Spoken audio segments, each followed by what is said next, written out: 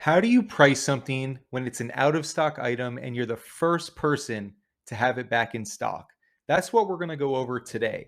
I'm huge on out of stock items, especially if they're in high demand, because as long as you can find them and you're the only one selling them, naturally you can charge a premium even if you don't get them at such a discounted price. So I keep an ongoing Excel sheet, a Google sheet of all products I come across that are out of stock, and then I check them every single day. And finding out of stock items is a video for another day, but I just want to let you know I'm bullish on it and it's a huge part of my business.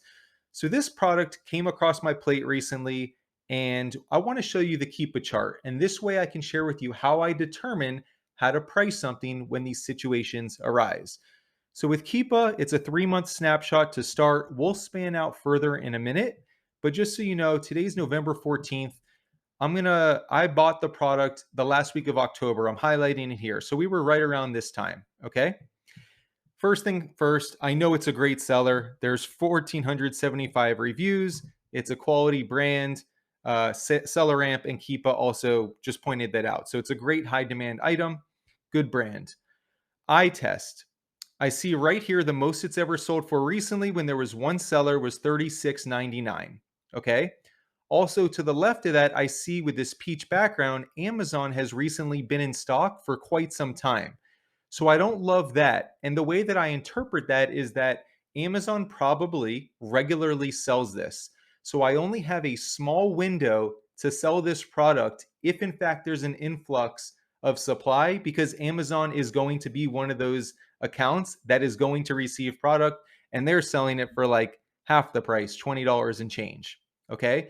So right off the bat, if I do find it, I'm not going to buy 100 right away. If Amazon's about to have it in stock, I'll probably do a little bit of a healthy test buy and go from there. Okay. So the next thing I'm going to do is span out to a year to see the highest this is ever sold for. So this looks like a high point here, 32, but it's not higher than what it recently sold for, 36.99. And while I'm here at a year, I do see that Amazon did sell it nonstop for quite some time. Looks like, let's call it November to mid-May, okay? But then also here, they didn't sell it from mid-May to mid-August. So they don't always have it in stock, okay? So anyway, bringing it back to the 3-month snapshot, basically at this point in time, I know that it's an out of stock item. And by the way, if you ever question that, this bottom chart, the blue line is the number of sellers. So watching it decline is another good indicator. So here there was 4 right around here. Then there was 3. Then there was 1. And then when there's no blue line, this whole highlighted section, there's no sellers. And that's when I found the product. And again, I found it. It was out of stock. I made links in my Excel sheet to all the suppliers that carry it. And I just check every single day. And sure enough, one day it was in stock from one of the suppliers. And what I did, I bought 12 of them at a discount, but it didn't even have to be discounted to make sense. And I listed them for $39.99 because, again, the most recent point was $36.99. When I'm the only seller on a high demand product, why not try to be the new high and see what happens? And so I sent them in, and sure enough, what happened?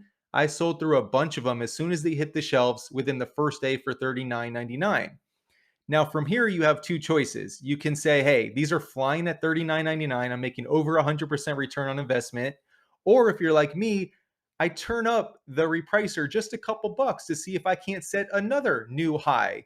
Now, I do risk another seller coming on, but if I have my repricer set to a minimum that I'm comfortable with anyway, I'm totally cool with that. And so, you want to constantly and methodically increase, but stay on top of it. You don't want to get a high pricing error from Amazon and it not be active. Okay.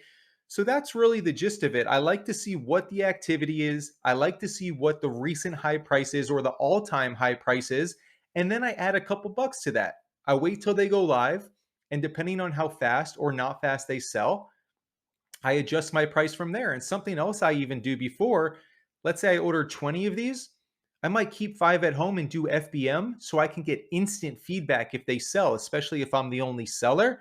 That's the only way somebody could buy it on Amazon. And then if those fly, while I'm waiting for the other ones to hit the FBA shelves, I can start getting more and more.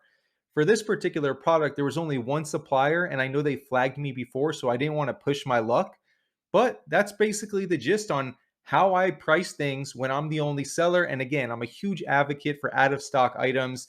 You have to find or figure out how to do that in Keepa. They have the product finder tab, which I'll make a video on another time.